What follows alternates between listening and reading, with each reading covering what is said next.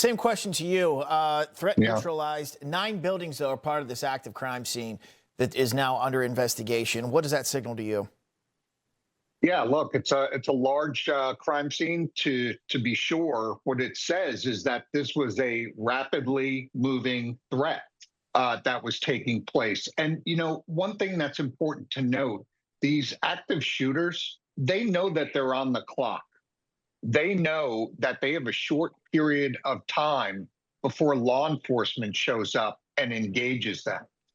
And they're accepting of that risk. That's why many of these active shooters are prepared, unfortunately, to be killed by law enforcement. So they're looking to inflict as much harm in a short period of time while awaiting that law enforcement response. So if the 9 buildings is correct, and they've established that as the initial crime scene, then that tells me that this was moving. And one thing, additionally, this being such a large crime scene, it also reintroduces the possibility, even though it would be rare, of more than one shooter.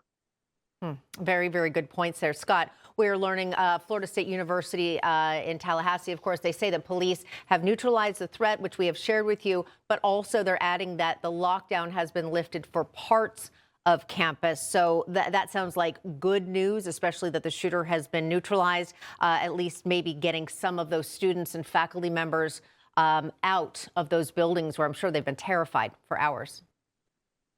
Yeah, tactical teams, and they could be makeshift tactical teams with officers from different departments showing up, although help is really flooded into that area.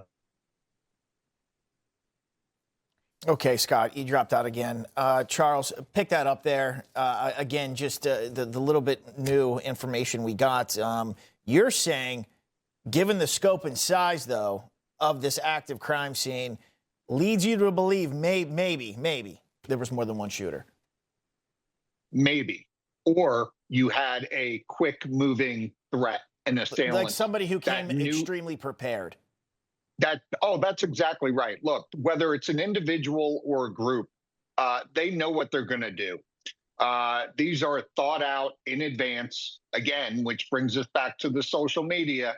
That's why they immediately reference, let's go look at social media. Let's see if we can discover anything on these social media platforms that indicated that this was set in motion before the attack.